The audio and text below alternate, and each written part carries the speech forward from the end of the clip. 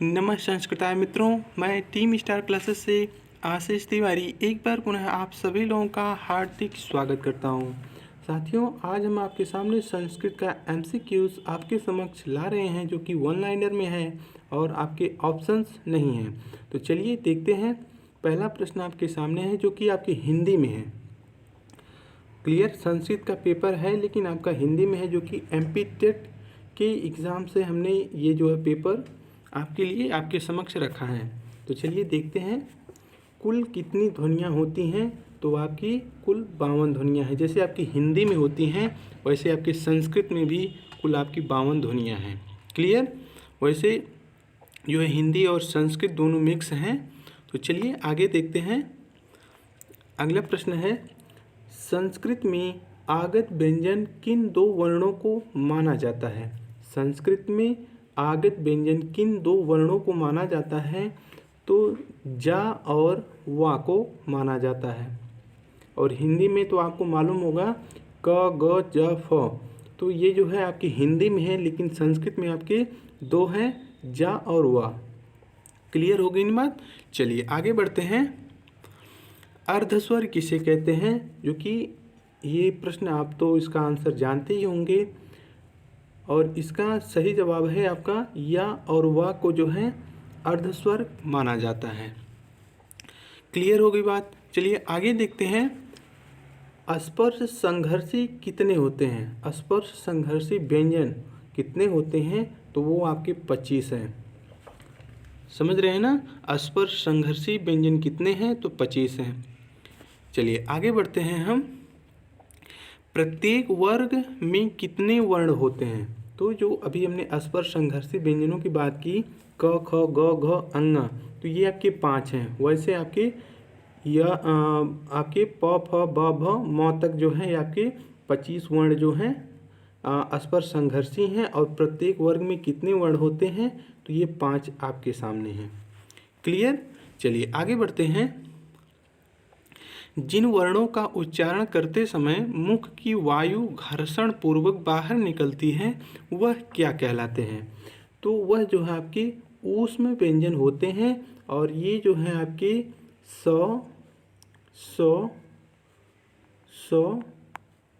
ये जो है आपके ऊष्म संघर्षी व्यंजन है।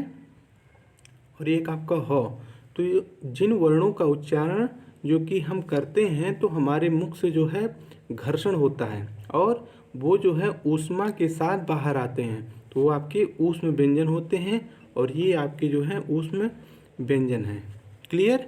चलिए आगे बढ़ते हैं। ये ऊष्म वर्णों में आते हैं। चलिए आगे है, मेघदूत किसकी रचना है? तो हमने आपको रचनाओं का एक वीडियो आपके समक्ष हमने रखा था। तो संस्कृत के प्लेलिस्ट में जाइएगा, वहाँ पर हमने रचनाओं को आपके समक्ष रखा था, तो आप जाके पढ़ लीजिएगा, संस्कृत के प्लेलिस्ट में देख लीजिएगा। तो मेघदूत किसकी रचना है? तो कालिदास जी की रचना है।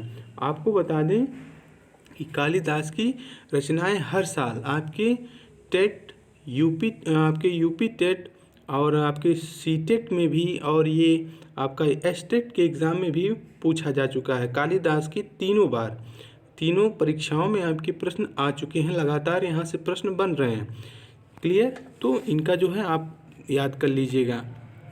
चलिए आगे देखते हैं। संस्कृत भाषा की लिपि क्या है? संस्कृत भाषा की लिपि क्या है? तो वो है आपका देवनागरी। संस्कृत भाषा की लिपि आपकी देवनागरी है। क्लियर हो गई बात ना? चलिए आगे देखते हैं।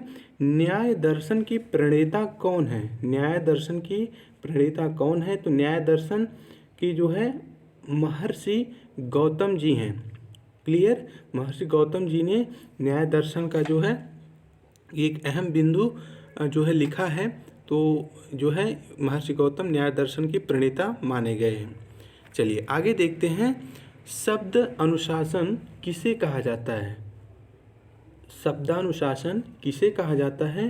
तो वो आपको मालूम होगा कि व्याकरण को ही जो है शब्दानुशासन कहा जाता है, क्योंकि जो कि शब्द की जो अनुशासित एक लय तुक ताल होती है वो व्याकरण के कारण ही होती है।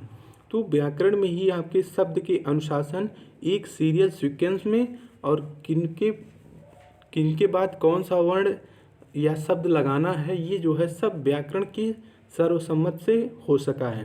तो इसलिए कहा गया है कि शब्दानुशासन जो है व्याकरण से जो है बना है। क्लियर। चलिए आगे देखते हैं। मृच्छकटिकम का शाब्दिक अर्थ क्या है? मृच्छकटिकम का शाब्दिक अर्थ क्या है? तो मृच्छकटिकम का शाब्दिक अर्थ होता है मिट्टी की गाड़ी। और बता दें मृच्छकटिकम किसकी रचना है? तो मृच्छकटिकम आपकी जो है रचना शूद्रक जी की है।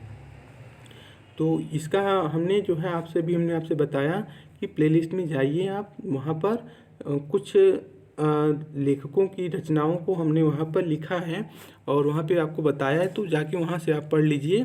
तो ये शूद्रक की रचना है मृच्छकटिकम। क्लियर हो गई बात ना। चलिए आगे बढ़ते हैं। लोतपल अंग शब्द में कौन सा समास है? लोतपल अंग शब्द में कौन सा समास है? तो वो आपका है कर्मधारय समास। क्लियर। चलिए आगे बढ़ते हैं।